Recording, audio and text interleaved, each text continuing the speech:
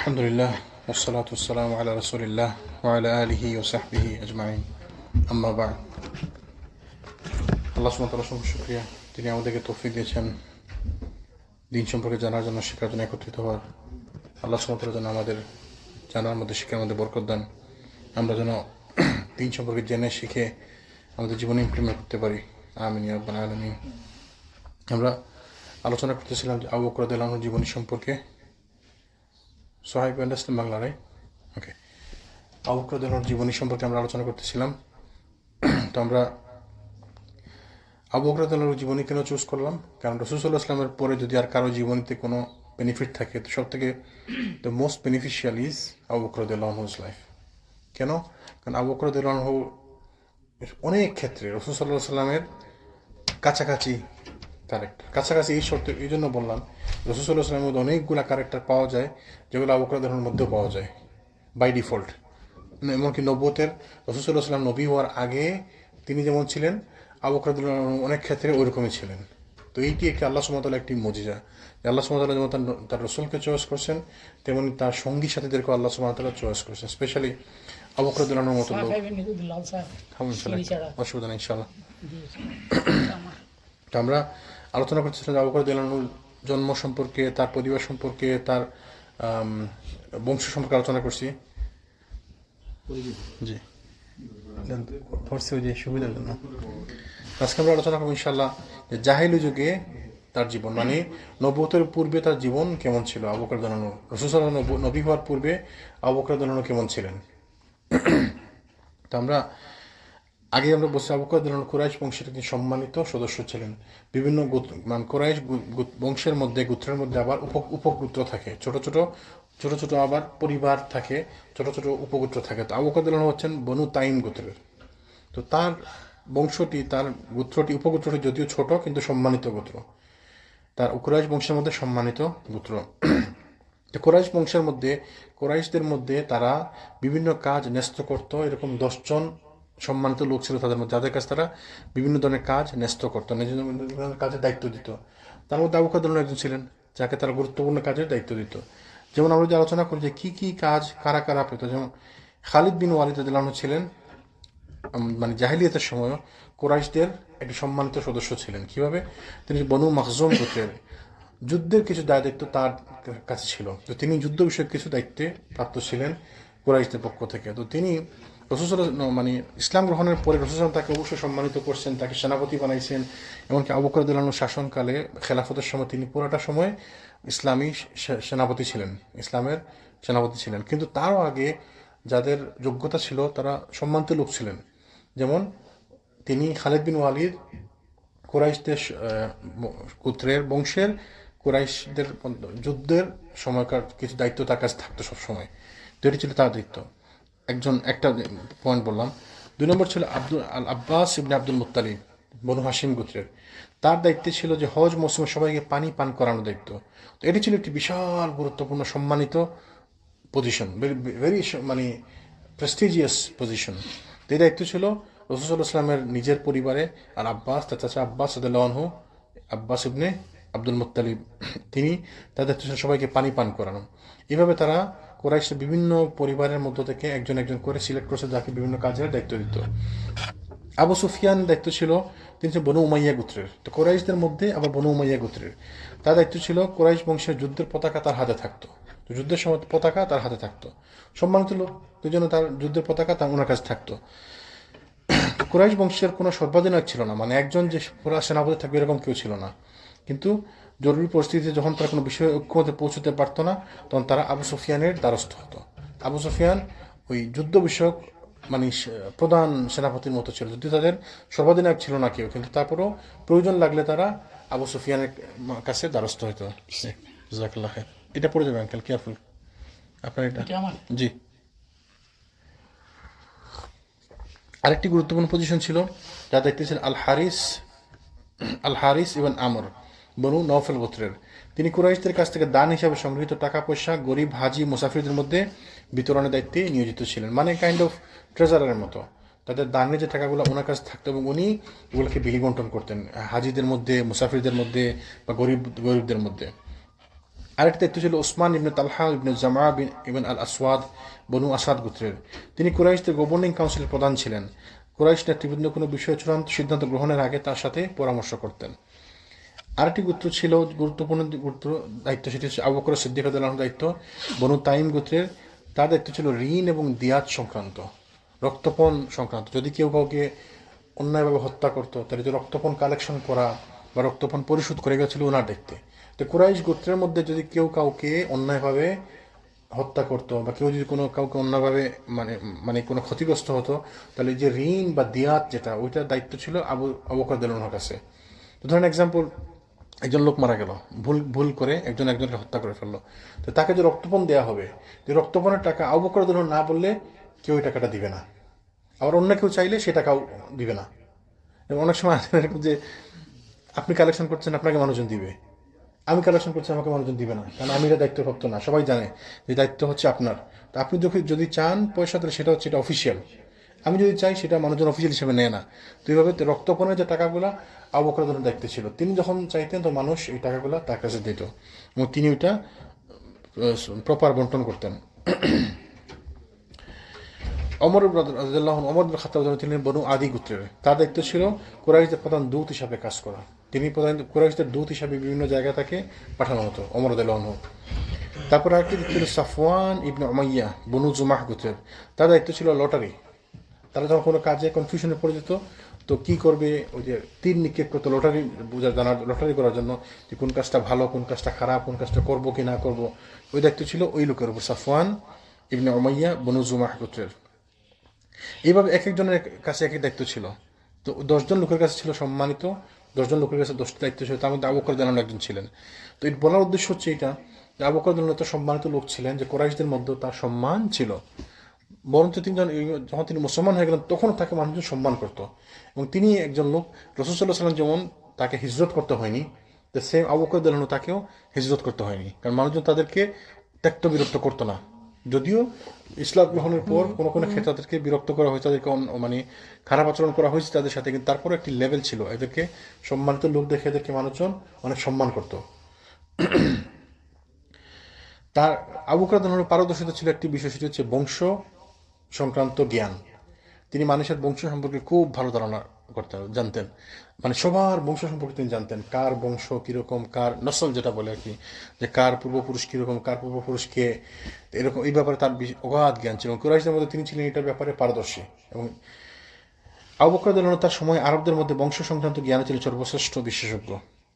তিনি শুধু কুরাইশ বংশের ইতিহাস সম্পর্কে জানতেন তা নয়, বরং বিভিন্ন আরব বংশ এবং তাদের ইতিহাস সম্পর্কেও বিশদ জ্ঞান রাখতেন।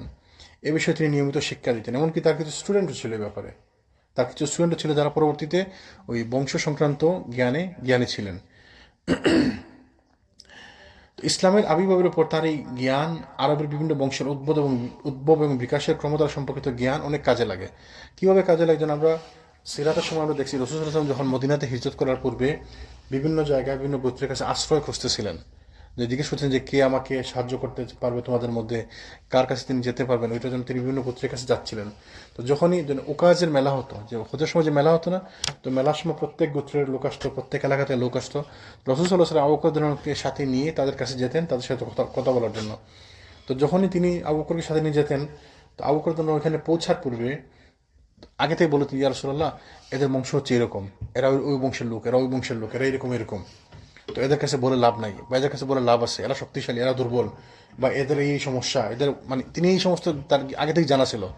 তিনি আরবের পুরা শুধু কুরাইশদের মধ্যে না, এমন মানে প্রত্যেক গোত্র সম্পর্কে তার ধারণা ছিল। এবং তিনি আগে থেকে রাসূলুল্লাহকে বলে দিতেন, ইয়া রাসূলুল্লাহ, ওর কাছে গেলে ওর এই আছে সেই আছে। তো ওই অনুভব অনুযায়ী রাসূলুল্লাহ তাদের কাছে যেতেন, তাদের কাছে সাহায্য চাইতেন বা তাদের কাছে আলোচনা করতেন, দিনে দাওয়াত দিতেন ওইভাবে। তো আবু বকর রাদিয়াল্লাহু আনহুর জ্ঞান ইসলামের অনেক উপকারে আসছে।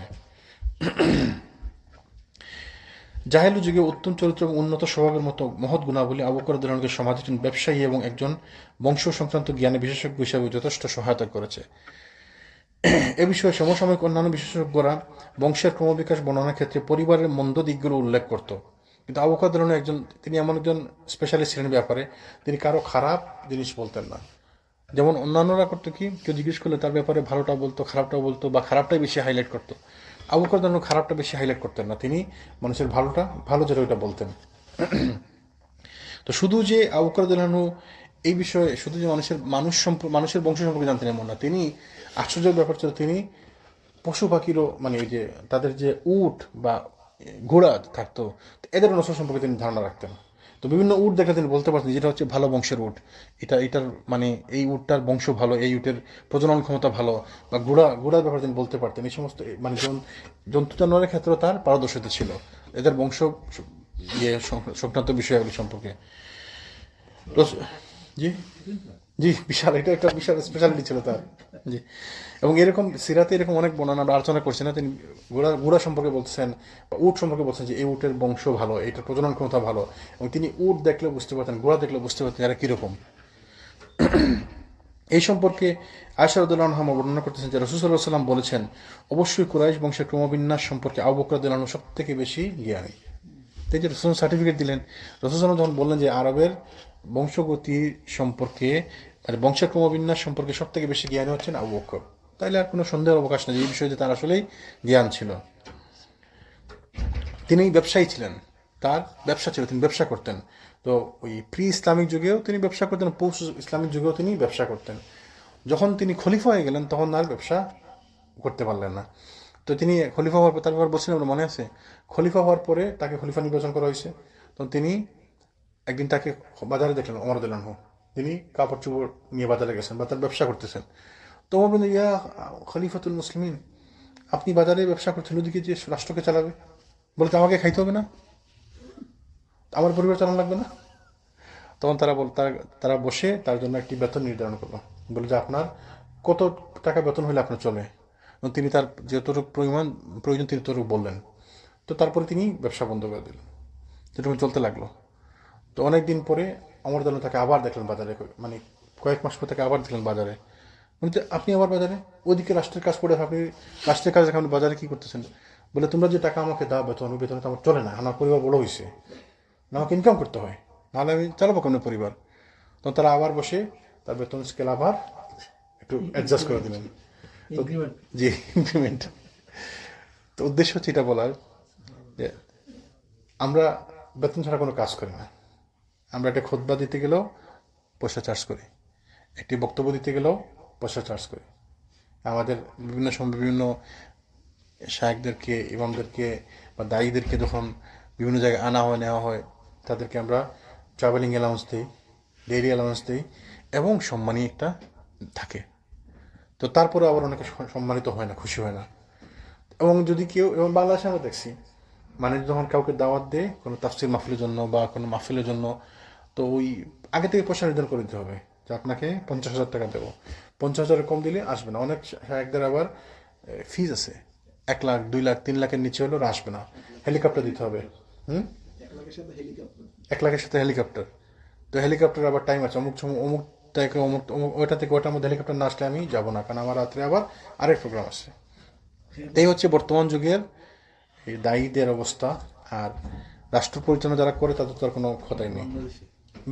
বাংলাদেশে তো, বাংলাদেশে এবং সব জায়গায়, বাংলাদেশটা বললাম কেন আমরা ফার্স্ট হ্যান্ড আমরা জানি এই জন্য, বাকি অন্যান্য সব জায়গায় তো এরকম। মানে there is some exception, but mostly তো এরকমই যে দিনের কাজ কে করতেছে ছাড়া, দিনই কাজ কে করতেছে পয়সা ছাড়া। কিন্তু তারা দেখেন আবু বকর রাদিয়াল্লাহু আনহু খলিফা, বেতন নাই, তার নিজের কাজ নিজে বাজারে গেছেন করতে, ব্যবসা করতে। তাকে দেখে বলা হলো যে আপনি ব্যবসা করতে আসছেন বা রাষ্ট্রকে চালাবে, তখন বললো যে আদের আমি আমার পরিবার জন্য চলবে। তো তাদের পরিবার তারা চালাইতেন, তাই না? আমাদের এগুলো নাই। আল্লাহ আমাদেরকে হেফাজত করুন। তো তিনি ইসলাম পূর্বযুগে আবু বকর রাদিয়াল্লাহু আনহু একজন ব্যবসায়ী ছিলেন। তিনি ব্যবসায়িক কাজে শাম দেশের বসরা, সিরিয়া এবং আশেপাশের এলাকা অন্যান্য শহরে যেতেন। তার ব্যবসার মূলধন ছিল 40,000 দিরহাম। আবু বকর রাদিয়াল্লাহু আনহু ডিসেন্ট পয়সাওয়ালা ছিলেন, তিনি খুব হাই রিচ ছিলেন না, মানে একদম উচ্চ লেভেলের ধনী ছিলেন না, কিন্তু তিনি গরিব ছিলেন না, তিনি মোটামুটি তার ভালো সচ্ছল ছিলেন। এবং তিনি তার ওই পয়সা দিয়ে তিনি ইসলামের অনেক খেদমত করতেন। ইসলাম আবির্ভাবের পূর্বে তিনি ধনী ছিলেন এবং তখনও গরিব এবং অসহায়দের নিঃস্বার্থভাবে দান করতেন। তবুও তিনি ব্যবসার স্বচ্ছতা এবং উদারতার জন্য সবার কাছে খুবই সম্মানিত ছিলেন। সৎ লোক ছিলেন, সারা জীবন সততার সাথে কাটাইছেন। ইসলাম গ্রহণ করার পূর্বেও সততার মধ্যেই ছিলেন, ইসলাম গ্রহণ করার পরে তো আর কোনো কথাই নেই। তার উপাধি ছিল সিদ্দিক, তাই না? তার এই সুনামের কারণে ব্যবসায় লাভের পরিমাণ তার বেশি হতো এবং তাকে লাভের পিছনে ছুটতে হতো না। তো আগেকার দিনে মানুষ জাহিলিয়াতের মধ্যে থাকলেও যে সৎ লোক স্বচ্ছ লোক যার মানে আমল আখলাক ভালো তার কাছে মানুষ যেত। আজকালকে ওইটা নাই, আজকালকে পুরো উল্টো হয়ে গেছে। যে বাটপার 2 নম্বর 6 নম্বর তার কাছে মানুষ যায়, তার কাছ থেকে মানুষ ব্যবসাও করে, সুবিধা দিয়ে। কারণ গরিব সৎ লোক তো সুবিধা দিতে পারবে না আপনাকে বেশি, তাই না? যেমন এই কাপটার দাম আমি যদি সৎ লোক হই, সৎ ব্যবসায়ী হই, আমি যে দামে কিনছি তার থেকে একটু লাভটা আমি করবো, তাই না? লাভ না করলে ব্যবসা করবো কেমনি? হয়তো কম লাভ করবো। অসৎ লোকে করবে কি, এটা থেকে সে লস করবে, লস করে আপনাকে পথে বসাবে, সৎ ব্যবসায়ীকে পথে বসাবে, সে অন্যদিকে লাভ করবে। এরকম দেখছেন আপনারা? না, এইদিকে আশেপাশে আছে, চোখ বলে দেখতে পাবেন, এখানেও আছে। যে জিনিসের দাম আছে না বাবু, যে জিনিসের দাম 5 টাকা আপনার কেনা পড়ে 4 টাকা, আপনি কেমন ওটা 2 টাকা বিক্রি করবেন? তো যখন বিক্রি করতেছে 2 টাকা, তার মানে সে ইচ্ছা করে লস করতেছে, তাই না? আবার সে অন্যদিকে এটা বসিয়ে দিবে, তার মানে এটা গাপলা আছে, তাই না? তো আগেকার দিনে জাহিলিয়াতের মধ্যেও মানুষের মধ্যে ইয়ে ছিল, প্রিন্সিপাল ছিল, নীতি ছিল। আজকাল কিন্তু নাই, কিচ্ছু নাই, ধ্বংস। মানুষ তার কাছে ব্যবসার জন্য পুঁজি দিত কেন, বা তার কাছে সাথে ব্যবসা করতে চাইতো কেন? কারণ তারা জানতো যে তিনি ছলচাতুরি করবেন না, 2 নম্বরই করবেন না, ধান্দা করবেন না, এবং তার কাছে দিলে মানুষ সততার সাথে তাদের মালগুলা ফেরত পেত। এই জন্য তার কাছে মানুষ বেশি বেশি আসতো, এবং এই জন্য তার ব্যবসাও ভালো ছিল। আরেকটি গুণ ছিল তার, তিনি গোত্রের লোকদের ভালোবাসা এবং চিত্ত আকর্ষণের কেন্দ্র ছিলেন। তিনি গরিবদেরকে সাহায্য করতেন, মানুষদেরকে দাওয়াত দিতেন, সবার সাথে ভালো ব্যবহার করতেন। সবার ভালোবাসা এবং চিত্ত আকর্ষণের কেন্দ্র ছিল তার পরিবার, তার বাড়ি এবং উনি নিজে। কুরাইশ বংশ অনেকেই সম্ভ্রান্ত পরিবারে জন্মগ্রহণ করেছে। তো যারাই সম্ভ্রান্ত পরিবারে জন্মগ্রহণ করেছে সবাই সম্মানিত লোক, মানুষ তাদেরকে সম্মান করে। তো সম্মান এক জিনিস, আর ভালোবাসা কিন্তু সমান জিনিস না। একজন লোক সম্মানিত, যেমন ধরেন এক্সাম্পল, আমি খুব উচ্চ বংশ কোনো পরিবার থেকে আসলাম, তো আমাকে সবাই সম্মান করছে, যেহেতু আমি সম্মানী লোক। তা এটা কি জরুরি যে আমাকে ভালোবাসতে হবে? না, ভালোবাসা ভিন্ন জিনিস। ভালোবাসা আসে আপনার চলাফেরা থেকে, আপনার ক্যারেক্টার থেকে। তো আবু বকর রাদিয়াল্লাহু আনহু এমন লোক ছিলেন যার সম্মানও ছিল, সাথে মানুষ তাকে ভালোবাসতো, তাকে পছন্দ করতো। আবার অনেক লোক আছে উচ্চ বংশের লোক, মানুষ ভয়ে কিছু বলে না, উচ্চ বংশের লোক সম্মান করে, বাধ্য সম্মান করে, কিন্তু মনের থেকে কোনো শ্রদ্ধা নাই, কোনো ভালোবাসা নাই এর জন্য। তো আবু বকর তিনি এমন ছিলেন না, তাকে সবাই সম্মান করতো এবং তিনি সবার কাছ থেকে ভালোবাসা পেতেন। কারণ সম্মান এবং ভালোবাসা অর্জন করতে হয়, ভালোবাসা অর্জন করতে হয়। সম্মান মানুষ আপনাকে দেখানোর জন্য হলে সম্মান করতে, যদি আপনি পয়সাওয়ালা হন, আপনি সম্মানী বংশের হন, আপনি যদি কোনো নামকরা কারোর ছেলে হন, তো মানুষ আপনাকে সম্মান করবে, দেখানোর জন্য হলে সম্মান করবে। কিন্তু ভালোবাসা অর্জন করতে হয়, ভালোবাসা এমনি পাওয়া যায় না। তো এই আবু বকর রাদিয়াল্লাহু আনহুকে কুরাইশ বংশের সকল সম্ভ্রান্ত ব্যবসায়ী, বিজ্ঞ, গরিব এবং দুর্বল সদস্যরা সবাই ভালোবাসত। তো সবার ভালোবাসা কেমনে পাওয়া সম্ভব? তো সাধারণ লোক কি সবার ভালোবাসা পায়? কাকে সবাই ভালোবাসে? গরিবরাও ভালোবাসে, ধনীরাও ভালোবাসে, ব্যবসায়ীরাও ভালোবাসে, এতিমরাও ভালোবাসে। কেন তাকে এত ভালোবাসত? তার প্রতি সকলেরই ভালোবাসার সুনির্দিষ্ট কারণ ছিল। কারণ সবাই তার কাছ থেকে বেনিফিটেড হইত। কীভাবে? সম্ভ্রান্ত ব্যক্তিরা তাকে ভালোবাসত কারণ তিনি কুরাইশ বংশের একজন সম্মানিত আদর্শ ব্যক্তির যাবতীয় সৎ চরিত্রের বাস্তব নমুনা ছিলেন। একজন উচ্চ বংশ লোকের যেমন হওয়া ছিল দরকার, সততা, আচার আচরণ, চালচরণ, কথাবার্তা, তার মধ্যে সবগুলো গুণাবলী ছিল আবু বকর রাদিয়াল্লাহু আনহুর মধ্যে। ব্যবসায়ীরা তাকে ভালোবাসত তার ব্যবসায়িক সততা এবং বিশ্বস্ততার জন্য। ব্যবসায়ীরা তাকে কেন ভালোবাসত? ব্যবসায়িক সততা, বিশ্বস্ততা, ভালো ব্যবসায়ী, সৎ ব্যবসায়ীর জন্য তাকে সবাই ভালোবাসত ব্যবসায়ীরা। বিজ্ঞরা তাকে ভালোবাসত কারণ তিনি ছিলেন সমসাময়িক আরবদের মধ্যে একজন অন্যতম একজন শ্রেষ্ঠ জ্ঞানী। রাসূল সাল্লাল্লাহু আলাইহি ওয়াসাল্লামের উপস্থিতিতে রাসূল সাল্লামকে সামনে বসিয়ে রাসূল সাল্লামের অনুমতিতে তিনি ফতোয়া দিতেন। তা আবু বকর রাদিয়াল্লাহু আনহু যে সে লোক ছিলেন, রাসূল সাল্লামের সামনে তিনি ফতোয়া দিতেন। রাসূল সাল্লাম তাকে পারমিশন নিয়ে, কেউ স্বপ্নর বৃত্তান্ত জানতে আসলে রাসূল সাল্লামকে তিনি বলতেন, ইয়া রাসূলুল্লাহ আপনি পারমিশন দেন, আমি বলতে চাই যে আপনি পারমিশন দেন। তো রাসূল সাল্লাম তাকে পারমিশন দিলে তিনি স্বপ্নের ব্যাখ্যা করতেন, রাসূল সাল্লাম এটাকে অ্যাপ্রুভ করতেন। তার মানে কতটুকু জ্ঞানী হইলে এটা সম্ভব ছিল। রাসূল সাল্লাল্লাহু আলাইহি ওয়াসাল্লাম তার নায়েব হিসাবে আবু বকর রাদিয়াল্লাহু আনহুকে নির্ধারণ করছেন, এবং তিনি মারা যাওয়ার পর প্রথম খলিফা হয়েছেন আবু বকর রাদিয়াল্লাহু আনহু। তো এটা এমনি এমনি হয়েছে? কোরআনের মধ্যে আল্লাহ তাকে সাহিব বলে সম্বোধন করছেন। তো এই জ্ঞানী লোক, তার জ্ঞান নিয়ে কোনো দুটানা নাই, কোনো সন্দেহ নাই তার জ্ঞান নিয়ে। এই জন্য বিজ্ঞরা তাকে ভালোবাসত তার জ্ঞানের কারণে। গরিব দুঃখীরা তাকে ভালোবাসত দানশীলতা এবং উদারতার জন্য। তিনি দান করতেন, উদার ছিলেন, দু হাতে বিলি করতেন। তো উদার ছিলেন, দানশীল ছিলেন, এই জন্য তাকে গরিব দুঃখীরাও ভালোবাসত। তো এই সমস্ত সবাই তাকে ভালোবাসত তার উদার আতিথেয়তার জন্য। তিনি অতিথিপরায়ণ ছিলেন, তার বাড়িতে প্রায় তিনি খাবার দাবার আয়োজন করতেন, মানুষকে দাওয়াত দিতেন, খাওয়াইতেন। তো এই যে সমস্ত গুণ ছিল তার মধ্যে, এই জন্য তাকে সবাই ভালোবাসত।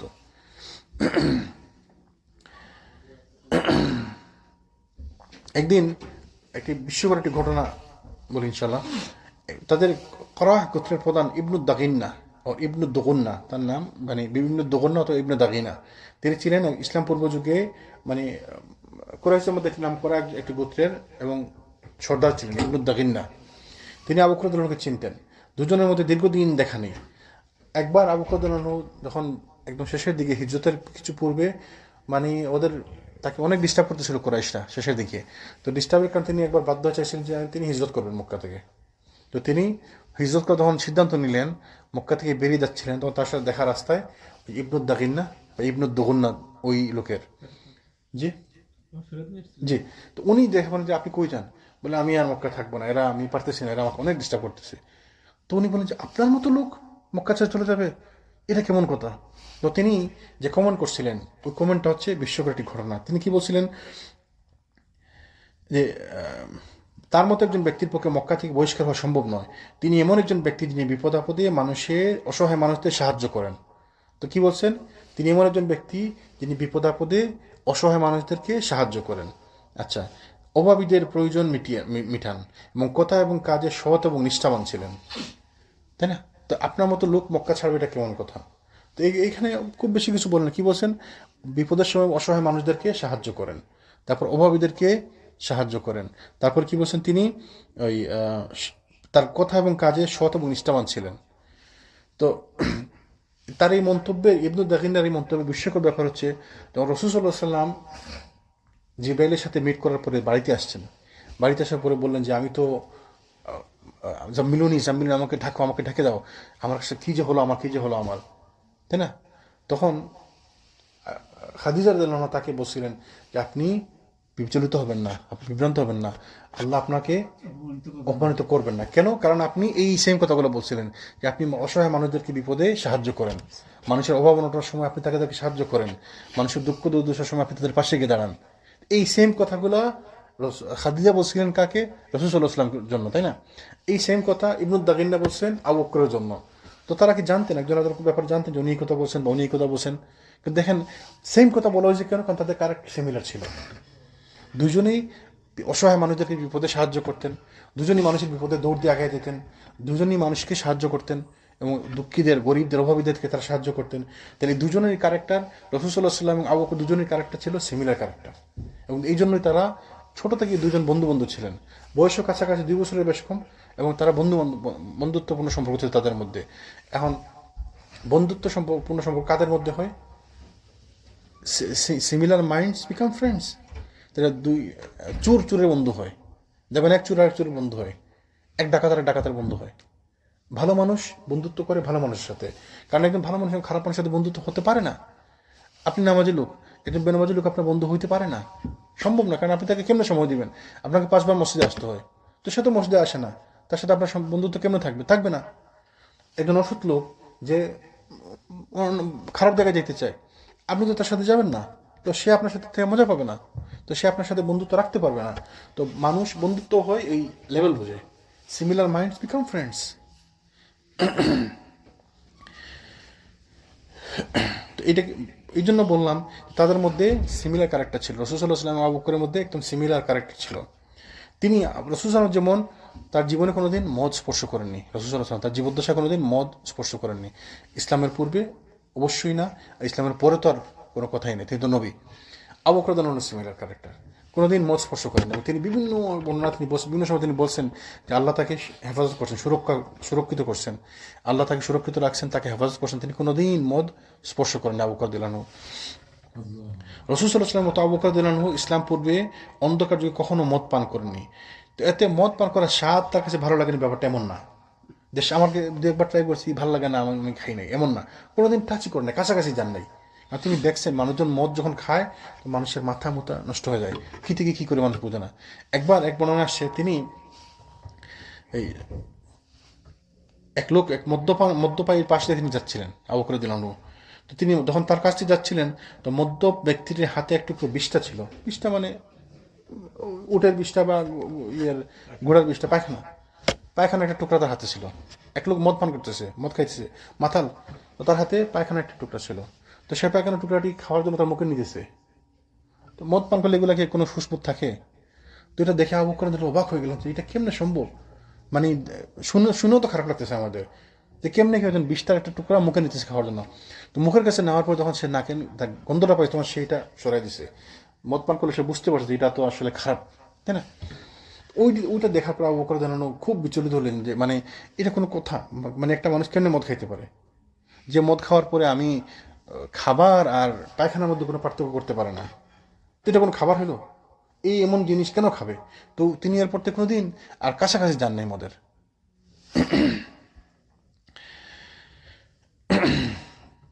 পরবর্তী সময় তাকে একবার জিজ্ঞেস করা হয়েছিল আবু বকর রাদিয়াল্লাহু আনহুকে, ইসলাম গ্রহণের আগে আপনি কি কখনো মদ পান করেছেন? এর প্রেক্ষিতে তিনি জবাব দিয়েছিলেন যে আমি আল্লাহর কাছে আশ্রয় চাই। তারপর তাকে জিজ্ঞেস করা যে কেন? তখন তিনি বললেন, আমি আমার সম্মান এবং ব্যক্তিত্বকে উন্নত রাখার ব্যাপারে সচেষ্ট ছিলাম। যে সম্মান এবং ব্যক্তিত্বকে উন্নত রাখার ব্যাপারে, তো মদ যখন মানুষ খায় তার হৃদয় জ্ঞান থাকে। আমরা দেখছেন না কত লোক কত মাতাল রাস্তায় এমনি পড়ে যেতেছে, না তার সম্মান থাকে না তার ব্যক্তিত্ব থাকে। তো যে লোক নিজের সম্মানের পরোয়া করে, ব্যক্তিত্বের পরোয়া করে, সে মদ পান করতে পারে না, সে এমন জিনিস কেন করবে, তাই না?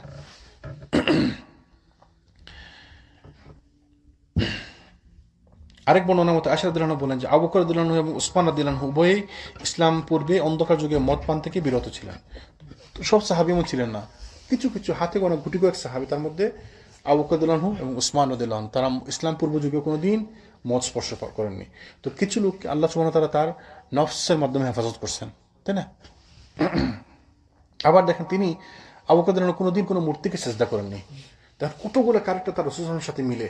রাসূল সাল্লাল্লাহু আলাইহি ওয়াসাল্লামকে তো আল্লাহ সুবহানাহু ওয়া তাআলা স্পেশালি প্রিজার্ভ করছেন, কিন্তু আবু বকর রাদিয়াল্লাহু আনহুকে তো ওইভাবে প্রিজার্ভ করা লাগেনি।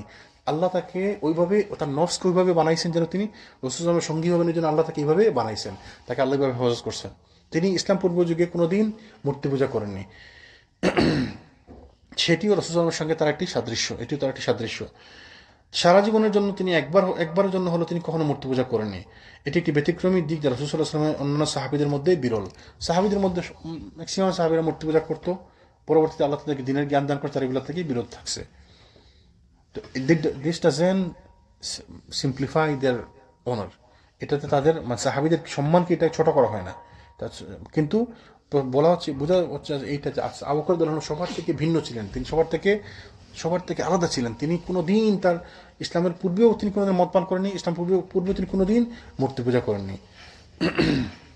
যখন তিনি যুবক বয়সে উপনীত হলেন তখন তার পিতা তাকে একদিন নিয়ে একটি ঘরের মধ্যে গেলেন, মূর্তি রাখা আছে অনেকগুলো, ওই ঘরের মধ্যে নিয়ে গেলেন, বললেন যে এগুলো হচ্ছে আমাদের প্রভু, তুমি এদের পূজা করবা। তো দেখেন মানুষের বিবেক যার জাগ্রত থাকে, নফস যার উত্তম থাকে, তিনি গেলেন একটি মূর্তির কাছে গিয়ে তাকে বললেন যে আমার তো খাবার নাই, আমার একটু খাবার দাও। তো মূর্তি খাবার করতে দিবে। তারপর বলেন যে আমার তো আরেকজনের কাছে গিয়ে বলেন যে আমার তো কাপড় নাই, আমাকে একটু কাপড় দাও। তো মূর্তি কাপড় দিবে কোত্থেকে? তারপরে তিনি তখন তিনি একটি পাথর নিক্ষেপ করেন যেটি মূর্তির চেহারায় গিয়ে আঘাত করলো, সেটি অদমুখ হয়ে ভূপাতিত হলো। এভাবে তিনি তার প্রশংসনীয় চরিত্র, দ্যুতিময় জ্ঞান এবং সুস্থ স্বভাব তাকে এমন সব কাজ থেকে বিরত রেখেছিল যেগুলো ভদ্রতা এবং আভিজাত্যকে ভুলুণ্ঠিত করে। তো সেসব মূর্খতামূলক কর্মকাণ্ড মর্যাদাকে হেয় করে তা থেকেও তিনি বিরত ছিলেন। তো দেখেন এই যে মূর্তির ব্যাপারে যে একটি ব্যাপার, মূর্তিকে জিজ্ঞেস করেন যে তুমি আমার খাবার দিতে পারবা, কাপড় দিতে পারবা, একটা পাথর দিয়ে আঘাত করলেন, মূর্তিটা মানে অলমোস্ট ভেঙে পড়ে যাওয়ার উপক্রম হলো। এই সেম কাজ করছেন ইব্রাহিম আলাইহিস সালাম। এদের মধ্যে তার দেখা হয়েছিল তাদের, উনি কি এর ঘটনা জানতেন? ইব্রাহিম করছে, আমি একটু করি আজকে। আপনি তো জানি ইব্রাহিম ঘটনা শুনছি, ইব্রাহিম আলাইহিস সালামের কথা। এখন যে একটি মূর্তি আনে কেউ, আমরা হয়তো এটা ট্রাই করবো, একটা মূর্তিকে মেরে ভেঙে বলবো যে বড়টার গলায় ঝুলাই রাখবো, তাকে জিজ্ঞেস করেন, তারা তো ঘটনা শুনছি। আবু বকর ঘটনা শোনেননি, তাদের সময় তো এগুলো বইপত্র ছিল না, তারা তো এগুলো ঘটনা শোনেননি। কিন্তু দেখেন নফস, যাতে নফস সমান, তারা সিমিলার। বলে না, গ্রেট মাইন্ডস থিঙ্ক অ্যালাইক। যাকে আল্লাহ সুবহানাহু ওয়া তাআলা যা বিবেক যা জাগ্রত আছে, তার মাথায় একটা প্রশ্ন আসবে, মূর্তি কি আমাকে খাবার দিতে পারে? মূর্তি কি আমাকে কাপড় দিতে পারে? আমি যে তাকে আঘাত করলাম, সে কি ফেরাইতে পারবো? ইব্রাহিম আলাইহিস সালাম সেম চিন্তা করছেন, এই আবু বকর রাদিয়াল্লাহু আনহু সেম চিন্তা করছেন। তো মূর্তি ওই যে যখন ইব্রাহিম আলাইহিস সালামের ঘটনা কোরআনে দেখছি, তখন তিনি চিন্তা করলেন, মনে করলেন যে সূর্য মনে হয় আমার, সূর্য এত আলো নিয়ে আসে, তো সূর্য মনে হয় আমার আল্লাহ, সূর্য মনে হয় আমার লর্ড। তো দিন শেষে তখন সূর্য অস্ত গেল, তো বলেন না, যে জিনিস অস্ত যায় সে আমার আল্লাহ হয় কেমনি? দেখেন বিবেক। অথচ এখনো দুনিয়াতে এই প্রযুক্তির যুগে, বিজ্ঞানের যুগে মানুষ সূর্যকে পূজা করে না? তো এইটা তাদের মাথায় কেন ঢোকে না? যে জিনিস অস্ত্র চায়, প্রতিদিন অস্ত্র চায় একই সময়ে, নিজে থেকে তার অস্ত্র না গিয়ে তার কোনো উপায় নাই, সেই শৃঙ্খলে আবদ্ধ, তো সে কেমনি আমার আল্লাহ হয়? তো রাত্রে যখন চাঁদ উঠলো তিনি মনে করলেন আচ্ছা চাঁদ উঠছে, এখন সূর্য সর্ব চাঁদ উঠছে, মনে হয় চাঁদ মনে হয় আমার আল্লাহ। তো যখন সকালে আবার চাঁদ চলে গেল, এটা আমার আল্লাহ হয় কেমনে? নিজে তো সকাল হইতে সে চলে গেল, তাই না? তখন তিনি বুঝতে পারলেন আল্লাহ আমার লর্ড আসলে এরকম কেউ না, যে অস্ত যায়, যে উদয় হয়, যে সময় মতো আবার যে থাকে না, সে আমার লর্ড হইতে পারে না। তো বিবেক কাজ করতে হবে, তাই না? যখন আমরা মিথ্যা বলি, তখন আমার ইসলামের মিথ্যা নিষিদ্ধ ছাড়াও আমার বোঝা উচিত যে মিথ্যা কথা বলা তো দরকার কি? তখন আমি কাউকে চুরি করি, কারো আপনার কাছ থেকে আমি টাকা চুরি করে নিলাম, তো ইসলাম আমাকে শিখেছে চুরি করা হারাম, নিষেধ। এছাড়াও তো আমার বিবেক থাকলে আমার এটা বোঝা উচিত যে চুরি করা তো খারাপ কাজ, আমি যে চুরি করে আপনার কাছ থেকে টাকাটা নিলাম, আপনার তো ক্ষতি হবে। তাই যার বিবেক জাগ্রত সে খারাপ কাজ করে না। তো আবু বকর রাদিয়াল্লাহু আনহু ছিলেন তার একটি উদাহরণ। রাসূল সাল্লাল্লাহু আলাইহি ওয়াসাল্লাম তার সাহাবাদেরকে বলতেছিলেন একবার, ইসলাম পূর্ব যুগে তোমাদের মধ্যে যারা শ্রেষ্ঠ ছিল, ইসলাম গ্রহণের পরে তারা তোমাদের মধ্যেও শ্রেষ্ঠ, যদি তারা ধর্মীয় বিষয়ে সঠিকভাবে চর্চা করে। তাহলে যে আগে যে জ্ঞানী, ইসলামের পরেও সে জ্ঞানী, ইসলাম গ্রহণ করার পরেও সে জ্ঞানী যদি সে দিনের উপর থাকে। তো এই জন্য দেখবেন খালিদ বিন ওয়ালিদ যখন মুসলমান হয়েছেন, রাসূল সাল্লাল্লাহু আলাইহি ওয়াসাল্লাম তাকে সাথে সাথে প্রথম মুসলমান হয়ে আসছেন মাত্র, তার পরের দিন তাকে পাঠিয়েছেন যুদ্ধে, কারণ তিনি যোদ্ধা। তো যে যে কাজের যোগ্য সে সেই মর্যাদা পায়, তাই না? আমর ইবনুল আস যখন মুসলমান হয়েছেন, তাকে রাসূল সাল্লাল্লাহু আলাইহি ওয়াসাল্লাম সবসময় তাকে পাঠাইতেন বিভিন্ন জায়গায় দূতের দায়িত্ব হিসেবে, দূত বানিয়ে, অ্যাম্বাসেডর বানিয়ে, কারণ সে এই কাজের যোগ্য, এই কাজই উনি করতেন সবসময়, তাই না? তো এই যার যোগ্যতাতে আছে, ইসলাম গ্রহণের পরেও তার সেম যোগ্যতা।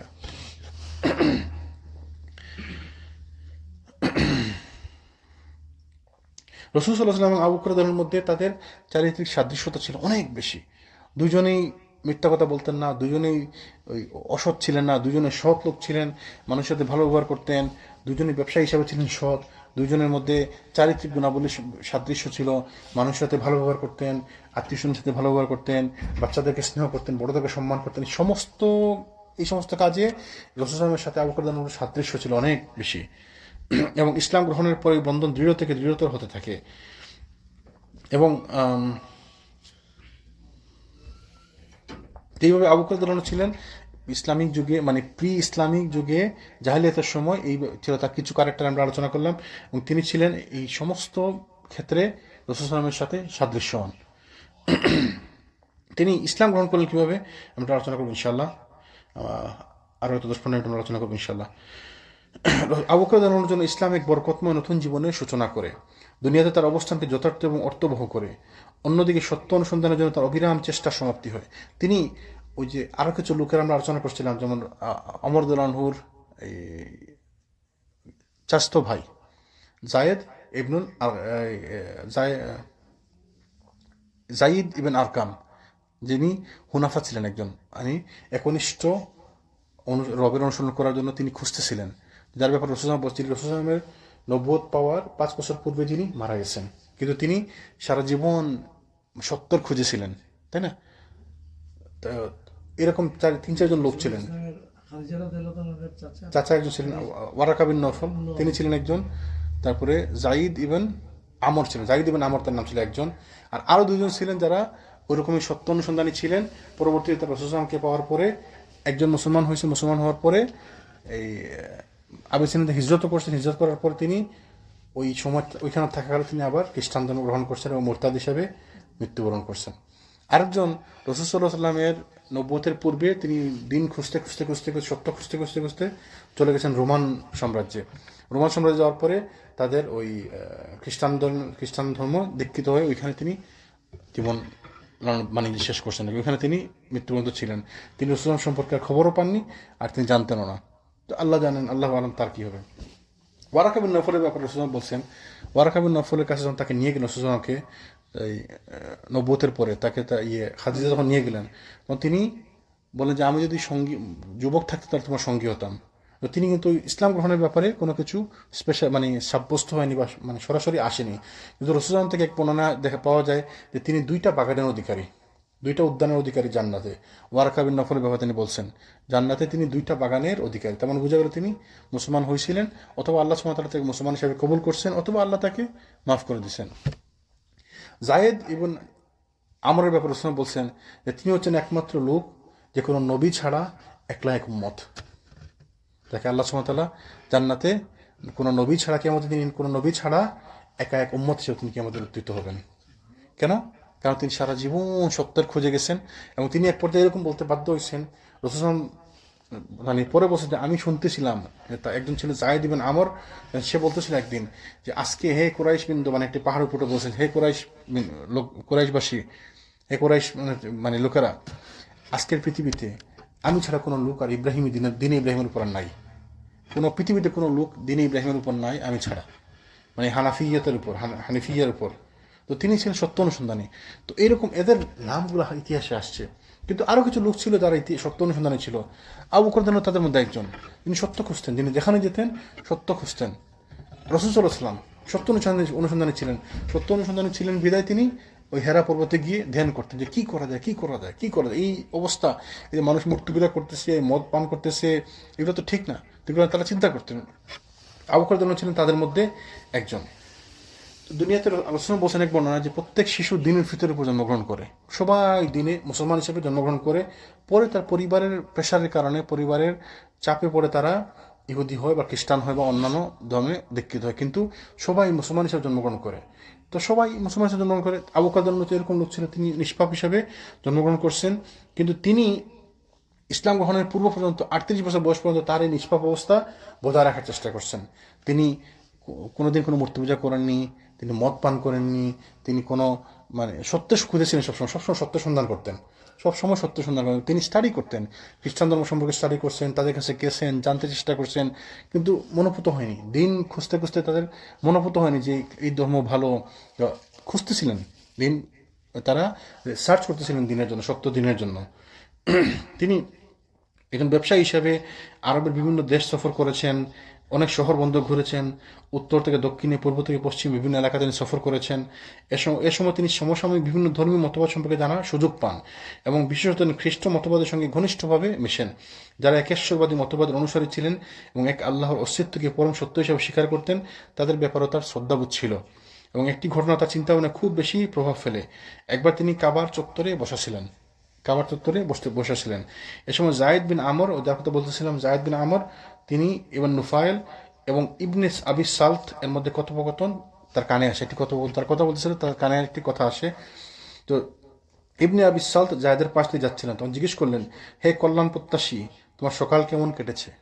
তো জায়েদকে সবাই জানতো যে তিনি ওই কল্যাণ প্রত্যাশী, সবাই জানতো যে উনি দিন খুঁজতেছে, সত্য খুঁজতেছে, সত্য সন্ধানী, তো সবাই জানতো এটা। এবং জায়েদ বিন আমরের একটি গুণ ছিল, তিনি আরবে যত লোক আগে যেমন জাহিলিয়াতের মধ্যে তাদের কি ছিল, আজকে ইমাম সাহেব বলছে, নিজের মেয়ে সন্তানদেরকে কবর দিয়ে দিত, মারে ফেলতো, মেয়ে সন্তান হবে শুনলেই তারা মেরে ফেলতো। তো জায়েদ বিন আমর করতেন কি, সবার যাদের মেয়ে সন্তান হতো তাদের বাড়িতে যেতেন, কি বলতো, তোমরা যদি তাকে মেরে ফেলতে চাও দরকার নেই, আমাকে দিয়ে দাও, আমি তাকে বড় করবো, ঠিক আছে? তো তিনি ওই মেয়ে সন্তানগুলোকে, যাদের মেয়ে সন্তান ছিল সবার মেয়ে সন্তানকে তিনি নিয়ে আসতেন, এনে তিনি তার ঘরে এদেরকে লালন পালন করতেন। তো এই যে মানে দেখেন, নফসের কারণে তিনি বুঝতে পারছেন যে এই জিনিসটা নিষেধ, ঠিক না, এটা অন্যায়, যে কেন আপনি একটা বাচ্চাকে আপনি কেন হত্যা করবেন, শুধু মেয়ে সেই জন্য তাকে হত্যা করবেন? তিনি এটা পছন্দ করতেন না, তিনি তাদেরকে ওই মেয়েদেরকে নিয়ে আসতেন, এনে তিনি তাদেরকে লালন পালন করতেন, ভরণ পোষণ দিতেন তাদের। ইবনে আবি সালত জায়েদের পাশে যাচ্ছিলেন, তিনি জিজ্ঞেস করলেন, হে কল্যাণ প্রত্যাশী, তোমার সকাল কেমন কেটেছে? তখন জায়েদ বলেন যে ভালো। তখন তিনি বললেন, ইবনে আবি সালত বলেন, তুমি কি কিছু সন্ধান পেয়েছো? তখন জায়েদ বললেন যে না। অতঃপর তিনি একটি কবিতা আবৃত্তি করলেন। জায়েদ কবিতার কি ছিল? কুল্লু দিন ইয়াউমিল কিয়ামাতি ইল্লা মা মাদাফিল আল হানাফিয়াতি বুর। একত্ববাদী একনিষ্ঠ বিশ্বাস ছাড়া সব দিনই কিয়ামত দিবসে বাতিল সাব্যস্ত হবে। দেখেন, তার কিন্তু কোন নবী তিনি পাননি, তাকে কোনো আসমানি কিতাবও তার কাছে, কোনো শিক্ষাও তার কাছে নাই, তার কারো কাছে শিক্ষাও পাননি, কিন্তু যে সত্য দিন খুঁজতেছেন, তো তিনি তার ওই বুঝতে তিনি বললেন যে একমাত্র হানাফিয়াত ছাড়া কিয়ামতের দিনে সব ধর্ম বাতিল বলে গণ্য হবে আল্লাহর কাছে। এই কথাটা আবু বকর রাদিয়াল্লাহু আনহু মনে ছিল, এবং তার এই কথা তার মনে দাগ কাটে যে একনিষ্ঠ ঈশ্বরের ধর্ম ছাড়া, মানে ঈশ্বরের একনিষ্ঠ ধর্ম ছাড়া, তার মানে কি তাওহীদ, একত্ববাদ, একনিষ্ঠতা, হানাফিয়াত মানে কি তাওহীদ, তাওহীদ ছাড়া কোনো ধর্ম বা তাওহীদবাদ ছাড়া কোনো ধর্ম আল্লাহর কাছে টিকবে না, কিয়ামতের দিন সব ধর্ম বাতিল বলে গণ্য হবে। এবং এই কথাটা তার মনে ছিল আবু বকর রাদিয়াল্লাহু আনহু। এবং তিনি বললেন, তাদের একজন বলতেছে মানব জাতির জন্য একজন নবী আসার সময় ঘনিয়ে এসেছে, এবং এই কথাটাও তিনি শুনলেন আবু বকর রাদিয়াল্লাহু আনহু। পরবর্তীকালে আবু বকর নিজেই বলতেছেন একটি ঘটনা, এই ঘটনা আগ পর্যন্ত এমন একজন নবী সম্পর্কে যাকে খুব শীঘ্রই প্রেরণ করবে এই ব্যাপারে আমার কোনো ধারণা ছিল না। তো ওই যে তিনি জায়েদেরকে কথা শুনতেছিলেন, তো জায়েদ তো তার কাজই ছিল এইটা, দিন খোঁজা, তিনি দিন খুঁজতেন। তো তিনি সব জায়গায় যেতেন, সবার সাথে আলোচনা করতেন, যত লোক ওই খ্রিস্টান পাদ্রী যারা ছিল বা যারা স্টাডি করতো, জ্ঞানী আলেম যারা তাদের কাছে যেতেন, তাদের কাছ থেকে তিনি শুনতেন এবং তাদের কাছ থেকে তিনি জানতেন। সবাই বলা বলি করছেন একজন নবী আসার সময় আসন্ন। তো আবু বকর যাদের কাছ থেকে শুনছেন এটা একজন নবী আসার সময় ঘনিয়ে আসছে, আসন্ন। এবং তিনি বলতেছিলেন পরবর্তী যে এর এক পর্যন্ত জানতামই না যে একজন নবী আসার সময় আসন্ন। তো আমি ওর কাছ থেকে শুনলাম যে একজন নবী আসবেন, নবী আসার সময় ঘনিয়ে আসছে। তো ওই যাদের কাছ থেকে আমি শুনলাম। তো তারপরে তিনি ওয়ারাকা বিন নফলের কাছে গেলেন।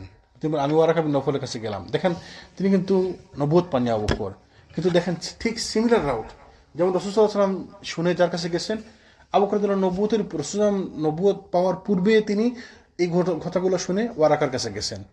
তার মানে কেন? একটি কথা শুনছেন, একজন জ্ঞানী লোকের কাছে গেছেন ভেরিফাই করার জন্য। দেখেন মেথোডোলজি কিন্তু সেম, এখনো পর্যন্ত সেম জিনিসগুলো। মানে আপনি একটা জিনিস শুনলেন, তাহলে এসে যে জ্ঞান আছে, যার যে জানে তার কাছে জিজ্ঞেস করলেন এই কথাটা কি সত্য। দেখেন সেম মেথোডোলজি আগে যখন ছিল যেমন ছিল, এখন এমন আছে, কিয়ামত পর্যন্ত এমন থাকবে। যে আপনি যখন একটি কোনো কিছু সম্পর্কে কনফিউজ হয়ে যান, তো আল্লাহ তো বলেছে কোরআনে কি করবেন, ফাস আলু আহলা জিকর, আহলা জিকর প্রশ্ন করো, সওয়াল করো, ফাস আলু। তাহলে যখন আপনি কোনো কিছু শুনলেন, আপনি কার কাছে যাবেন? যে জানে তার কাছে যাবেন। তো সেম কাজ আবু বকর করছেন, সেম কাজ সুজানকে নিয়ে, সেম কাজ সুজানকে করছেন, খাদিজা তাকে নিয়ে গেছেন ওয়ারাকার কাছে, জ্ঞানী লোকের কাছে, যে এই ঘটনাটা দেখান তো কি হলো।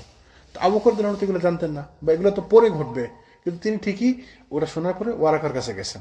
তার ক্যারেক্টার কিরকম সিমিলারিটি। তিনি ওয়ারাকা বিন নফলের কাছে বললেন, আমি গেলাম। তিনি এক ব্যতিক্রমী মানুষ ছিলেন, তিনি প্রায় আকাশের দিকে স্থির দৃষ্টিতে তাকিয়ে থাকতেন এবং নিজের সাথে কথা বলতেন। ওয়ারাকার কথা বলতেছেন। আমি তাকে দেখতে পেতে পথ আগলে দাঁড়ালাম বললেন, এবং আমি যা শুনেছি তা তাকে বললাম। তো তিনি আমাকে বললেন যে হে আমার ভ্রাতুষ্পুত্র বা ভাতিজা, আমরা আসমানি কিতাবের অনুসারী এবং নাজিলকৃত গায়েবী জ্ঞান সম্পর্কে খুব বেশি পরিচিত। বস্তুত এই নবী আরবদের মধ্যে সবচেয়ে শ্রেষ্ঠ বংশে জন্মগ্রহণ করবেন। ওয়ারাকা তাকে বললেন, তোমার কথা ঠিক আছে, তুমি যা শুনছো ঠিক আছে, এবং একজন নবী আসবেন এই কথাটা ঠিক, এবং তিনি আসবেন আরবের সর্বশ্রেষ্ঠ বংশে।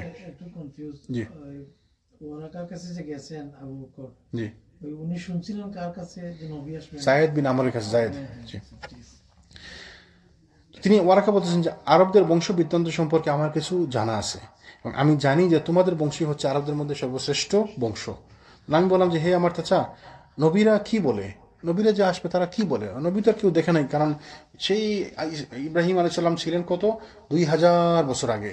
তো 2000 বছরের মতো কোনো নবী আরবরা দেখেনি, তো তারা আসলে জানা নবীরা কি, মানে নবীরা মানে কি তারা জানে না এগুলা। তো নবীরা কি বলে, নবী মানে এই ইয়েটা তাদের মধ্যে নাই, এই থিওরিটা তাদের মধ্যে নাই যে নবী যে দেখছি বা নবীরা যে আসে নবীরা কি বলে। তিনি নবীরা কি বলে তাকে জিজ্ঞেস করলেন। তিনি বললেন, ওয়ারাকা তাকে বললেন, নবীরা তাই বলেন যা তাকে ওহীর মাধ্যমে বলা হয়েছে। অবশ্যই তিনি অবিচার করেন না এবং কোনো অন্যায় অবিচার সহায়তাও করেন না, অবিচার সহ্যও করেন না। তারপর যখন আল্লাহ সুবহানাহু ওয়া তাআলা রাসূল সাল্লাল্লাহু আলাইহি ওয়াসাল্লামকে নবী হিসেবে পাঠালেন, আমি তাকে বিশ্বাস করলাম এবং তার উপর ঈমান আনলাম। এতে কথার সাথে মিলছিল যে তিনি কোনো অন্যায় করেন না, কোনো অন্যায় সহ্য করেন না, কোনো অন্যায়কে প্রশ্রয় দেন না। তো এই জিনিসগুলো তার সাথে মিলছে দেখে রাসূল যখনই আমাকে বললেন যে আমাকে নবুয়ত দেওয়া হয়েছে, সাথে সাথে আমি ঈমান আনলাম। তো সত্য সন্ধানে ছিলেন, সত্য সন্ধান করতেছিলেন, তাই না? আবার আবু বকর আরেকটি গুণ ছিল, তিনি মুখস্থ রাখতে পারতেন খুব ভালো। মানে এই বিভিন্ন কবিতা, বিভিন্ন লেখালেখি তিনি মুখস্থ করে রাখতে পারতেন। ইসলাম আবির্ভাবের পূর্বে অন্ধকার যুগে যেসব কবিগণ একেশ্বরবাদী বা তাওহীদের মতবাদের উপর কবিতা রচনা করতেন, আবু বকর রাদিয়াল্লাহু আনহু সেসব কবিতা মুখস্থ করতেন। একদিন রাসূল সাল্লাল্লাহু আলাইহি ওয়াসাল্লাম সাহাবীদের কাছে জানতে চাইলেন যে তোমাদের মধ্যে কে আসো কিস বিন সাঈদের কবিতা মুখস্থ বলতে পারবে। কিস আবার বিভিন্ন বর্ণনায় তার নাম কুস বিন সাঈদা। কুস বিন সাঈদা একজন নামকরা কবি ছিলেন এবং তিনি এই কবিতা আবৃত্তি করতেন এবং তাওহীদের উপর কবিতা লিখতেন এবং এইগুলা বলতেন।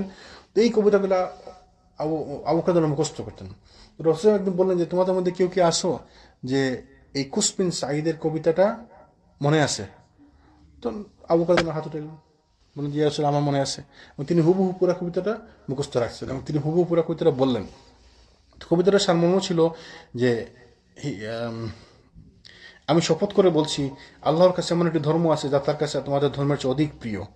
এই মানে মোট কথা এই তাওহীদের উপরে কবিতাটা ছিল। তিনি বলতেছিলেন যে কবি বলতেছিলেন কুসমিন সাঈদ তিনি বলতেছিলেন যে আমি শপথ করে বলতেছি আল্লাহর কাছে একটি ধর্ম আছে যেটা তোমাদের ধর্মের থেকে আল্লাহর কাছে বেশি প্রিয়। মানে যে আরেকটি ধর্ম আসবে যেটা তোমাদের ধর্ম থেকে আল্লাহর কাছে বেশি প্রিয়। কুরাইশদেরকে বলতেছিলেন বা জাহিলিয়াতের সময় কুরাইশদেরকে বলতেছিলেন। রাসূল সাল্লাল্লাহু আলাইহি ওয়াসাল্লাম এটা শুনতে চাইলেন, আবু বকর রাদিয়াল্লাহু আনহু হুবহু এইভাবে কপি করে বললেন, মানে তার মনে থাকে। এই এই ইয়েটা সবার মধ্যে নাই, কিন্তু প্রতিটা সবার মধ্যে নাই। আমরা অনেক কিছু মুখস্থ করি কিন্তু পরবর্তীতে আমরা মনে রাখতে পারি না, তাই না? শুভ ধর্মটা বলতে যেটা প্রচলিত তাদের যেটা ছিল আর কি জাহিলিয়াতে, ওই যে মদ পান করা, মূর্তি পূজা করা, মূর্তির কাছে চাওয়া, শিরক, যেটা উলুহিয়াতে আল্লাহর সাথে শরিক করা, লাত মানাত উজ্জা, এইসবগুলো এই বলছে যে তোমাদের এই ধর্মের থেকে আল্লাহর কাছে আরেকটি ধর্ম আছে যেটি উত্তম এবং সেটি আসবে। জি।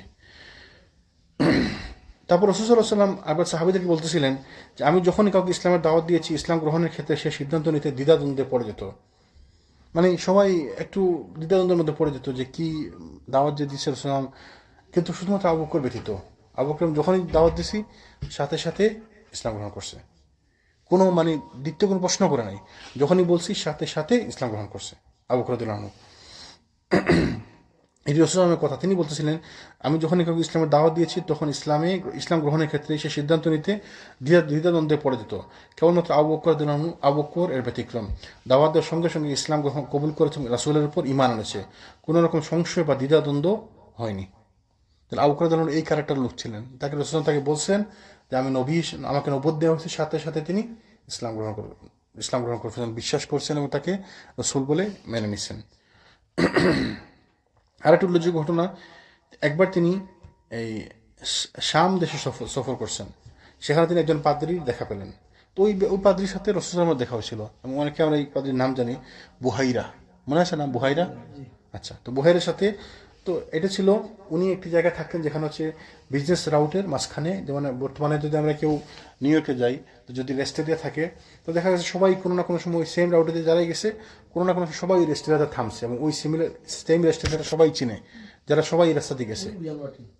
ওই ধরেন মানে সিলেট থেকে ঢাকা, যখন আমরা ঢাকা আসতাম তো একটা জায়গা ছিল উজানবাটি, এক রেস্টুরেন্টের নাম, তো সবাই এটা চিনে কারণ সবগুলো বাস ওখানে থামে, তো সবাই চিনে। তো ওইরকম আর কি মক্কা থেকে বসরা যাওয়ার পথে মাঝখানে একটি রেস্টুরেন্টের মতো থাকতো, তো ওইখানে একটি চার্চ ছিল, চার্চ মানে ওই খ্রিস্টানদের ইয়ে আর কি, গির্জার মতো ছিল আর কি।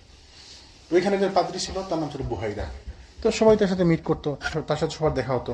তিনি রাসূল সাল্লাল্লাহু আলাইহি ওয়াসাল্লাম যখন গেছিলেন তো রাসূল সাল্লাল্লাহু আলাইহি ওয়াসাল্লামকে তিনি বিভিন্ন উপদেশ দিচ্ছিলেন। রাসূল সাল্লাল্লাহু আলাইহি ওয়াসাল্লামের চাচা যেমন আবু তালিবকে বলছিলেন তুমি তাকে নিয়ে যাও, ফেরত যাও। মনে আছে বলছিলেন যে একজন পাদ্রী যে তাকে তুমি ফেরত যাও, তিনি সম্মানিত লোক হবেন। তো ওনার নাম ছিল বুহাইরা এবং এই সেম বুহাইরার সাথে আবু বকরের দেখা হয়েছিল একবার, আবু বকর রাদিয়াল্লাহু আনহু। তিনি এটি স্বপ্নের ব্যাখ্যার ব্যাপারে কথা বলতে চাইলেন, তখন বুহাইরা তখন আবু বকর রাদিয়াল্লাহু আনহুকে জিজ্ঞেস করেন যে আপনি কোন দেশ থেকে এসেছেন? তো তিনি বললেন যে আমি মক্কা থেকে এসেছি। তখন বুহাইরা তাকে কোন বংশের তা জানতে চাইলেন। তো আবু বকর বললেন আমি হচ্ছে কুরাইশ বংশের। তখন বুহাইরা আবার জিজ্ঞেস করেন যে আপনি কি করেন? তখন আবু বকর বললেন যে আমি একজন ব্যবসায়ী।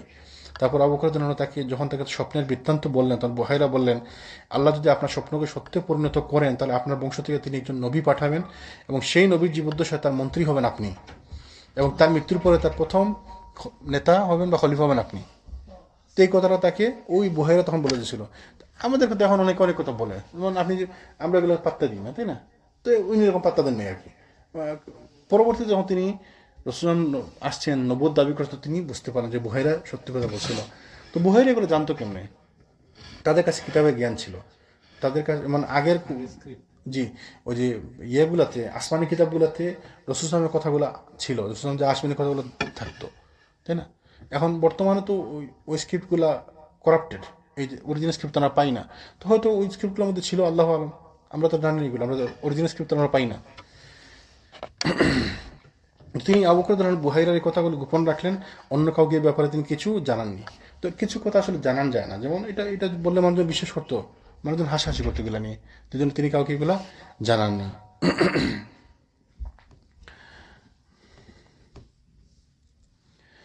আবু বকর রাদিয়াল্লাহু আনহুকে ইসলামের দাওয়াত দিতে গিয়ে রাসূল সাল্লাল্লাহু আলাইহি ওয়াসাল্লাম বললেন, অবশ্যই আমি আল্লাহর নবী এবং রাসূল, যিনি আমাকে প্রেরণ করেছেন অন্যকে আহ্বান করতে এক আল্লাহর ইবাদত করার জন্য এবং তার কোনো শরিক নেই, তাই কেবলমাত্র আমরা এক আল্লাহর ইবাদত করে এবং আল্লাহর প্রতি আনুগত্যই হচ্ছে ঈমান। আবু বকর রাদিয়াল্লাহু আনহু সঙ্গে সঙ্গে আহ্বানে সাড়া দিলেন, তিনি রাসূল সাল্লাল্লাহু আলাইহি ওয়াসাল্লামকে সাহায্য সহযোগিতা করার জন্য প্রতিজ্ঞাবদ্ধ হলেন। এই প্রতিজ্ঞা তিনি মৃত্যু পর্যন্ত বহাল রাখলেন এবং আমৃত্যু তিনি ইসলামের খেদমত করে গেছেন, তার জান মাল সম্পদ সব কিছু দিয়ে তিনি ইসলামের খেদমত করে গেছেন।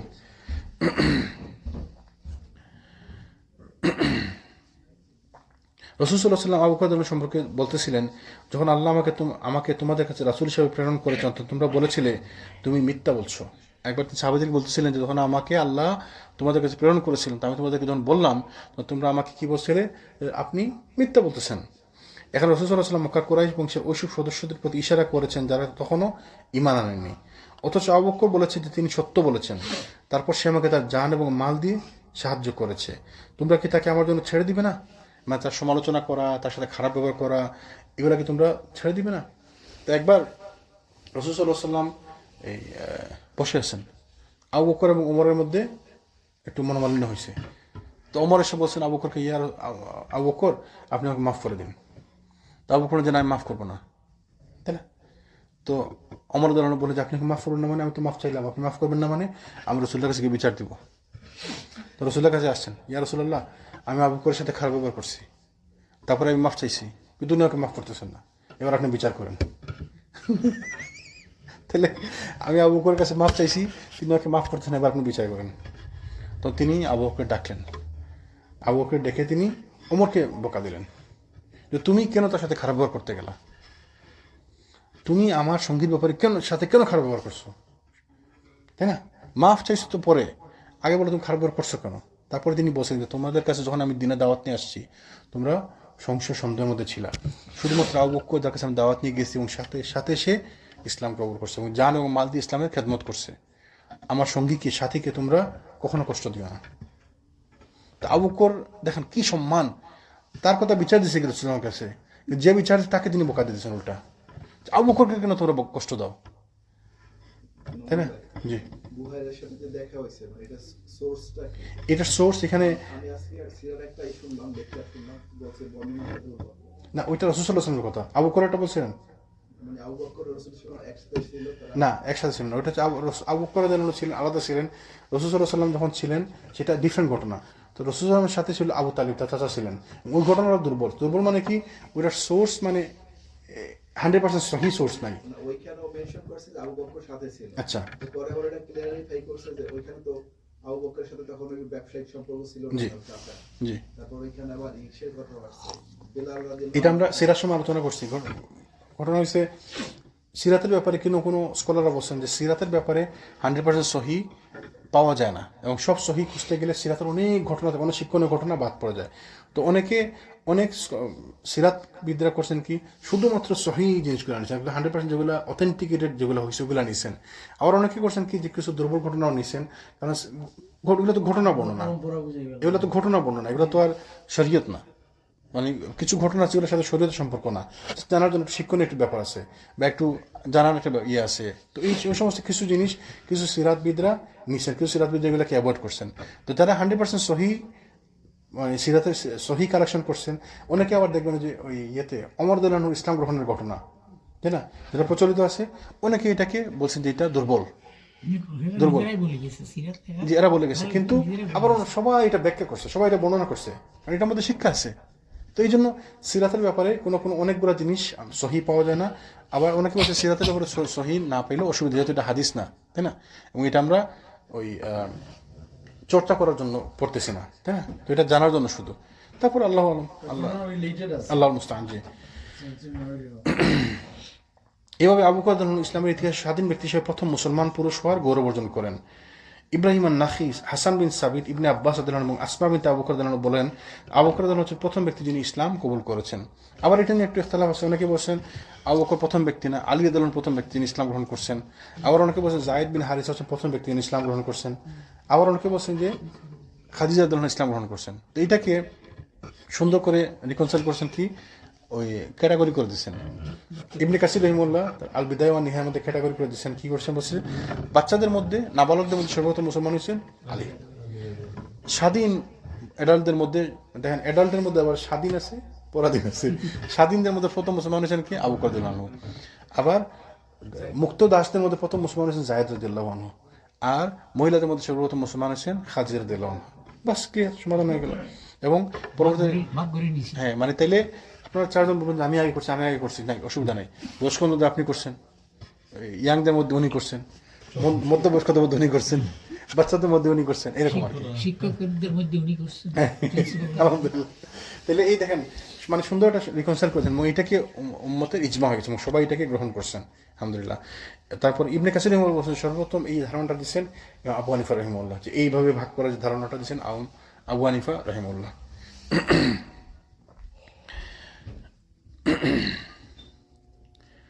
তবে যাদের কথা মুসলিম কথা আমরা তখন উল্লেখ করলাম যে চারজনের কথা, তাদের মধ্যে ইসলাম গ্রহণ হচ্ছে আবু বকর রাদিয়াল্লাহু আনহু ইসলাম গ্রহণ দ্বারা ইসলামের বেশি উপকার হয়েছে। কিভাবে? কারণ তিনি হচ্ছেন প্রথম ব্যক্তি পরিবারের বাইরে মুসলমান হয়েছেন এবং তিনি হচ্ছেন এদের সবার মধ্যে তিনি হচ্ছেন সমাজে সম্মানিত ব্যক্তি। তার ইসলাম গ্রহণ একটি সিগনিফিক্যান্ট ব্যাপার। কারণ আলী রাদিয়াল্লাহু আনহু মুসলমান হয়েছে, আলী তো আমার ঘরে থাকে, আমার চাচাতো ভাই, বাচ্চা ছেলে। আমার ওয়াইফ মুসলমান হয়েছে, তো আমার ওয়াইফ তো আমার ঘরে থাকে, আমার ওয়াইফ মুসলমান তো হবেই। জায়েদ আমার মুক্ত করা দাস। তো এই জন্য এদের সিগনিফিকেন্স থেকে আবু বকর ইসলাম গ্রহণটা বেশি সিগনিফিকেন্ট ইসলামের জন্য। এবং তিনি ছিলেন যে সম্মানিত সর্দার, কুরাইশদের মধ্যে মর্যাদাবান নেতা, সম্পদশালী, ইসলামের দায়ী, অন্যদের জন্য আকর্ষণকারী এবং সহানুভূতিশীল। এবং তার অনেকগুলা গুণাবলী ছিল এবং তিনি সমাজের নেতৃস্থানীয় লোক ছিলেন। এবং তার ইসলাম গ্রহণ জি অনেকে শুধু আবু বকর দাওয়াতের কারণে ওসমান মুসলমান হয়েছেন, তালহা মুসলমান হয়েছেন, জুবায়ের মুসলমান হয়েছেন, আব্দুর রহমান বিন আওফ মুসলমান হয়েছেন। এই আশারে মুবাশশারা সদস্যদের মধ্যে 5 জন সদস্য মুসলমান হয়েছেন আবু বকরের হাতে। আবু বকর দাওয়াত দিয়েছে, তাদেরকে বলছেন যে মুহাম্মদ সাল্লাল্লাহু আলাইহি ওয়াসাল্লাম তো নবুয়ত পেয়েছেন। সাথে সাথে আবু বকর বিশ্বাস করছেন, সাথে সাথে এরাও বিশ্বাস করছে। তো দেখেন 10 জনের মধ্যে 5 জন আবু বকরের দাওয়াতে মুসলমান হয়েছেন। সুবহানাল্লাহ।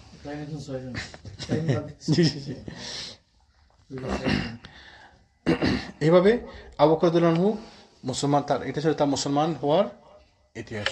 তিনি মুসলমান হওয়ার পরে তিনি রাসূল সাল্লাল্লাহু আলাইহি ওয়াসাল্লামের সঙ্গে সর্বক্ষণ তার সাথে ছিলেন, সবসময় তার সাহায্য ছিলেন এবং শুরু থেকে নিয়ে একদম মৃত্যু পর্যন্ত তার সাথে ছিলেন। রাসূল সাল্লাল্লাহু আলাইহি ওয়াসাল্লাম মৃত্যুর আগে বলতেছিলেন যে যদি আমি তবে সঙ্গে নেওয়ার পারমিশন থাকতো তাহলে আবু বকরকে আমি সঙ্গে নিতাম সাথী হিসাবে। তাহলে এইরকম সাথী দুনিয়া এবং আখিরাতের যে রাসূল সাল্লাল্লাহু আলাইহি ওয়াসাল্লামের সাথী, সুবহানাল্লাহ। তো এই লোকের জীবনে আমরা পড়বো না, স্টাডি করবো না, এর কাছে শিকার আছে না। এটা আমরা আলোচনা করছিলাম গতদিন যে রাসূল সাল্লাল্লাহু আলাইহি ওয়াসাল্লাম যখন নবুয়ত পাইছিলেন, মেরাজ থেকে আসছিলেন, তখন সবাই হাসাহাসি করতেছিল যে এক রাতের মধ্যে গেছে আর জেরুজালেম দিকে চলে আসছে। তো তারা গিয়ে ওই আবু বকর রাদিয়াল্লাহু আনহুকে বললো যে শুনছো তোমার সঙ্গী কি বলতেছে? কি বলছে? তিনি নাকি গতকালকে রাত্রে রওনা দিয়ে ফিলিস্তিন গেছেন, বাইতুল মুকাদ্দাস গেছেন, ওইখান থেকে ফেরত আসছেন রাতের মধ্যে। তো আবু বকর তিনি বলছেন এটা? বলে হ্যাঁ বলছে। তাহলে আমি বিশ্বাস করি, তাই তিনি ঠিকই বলছেন।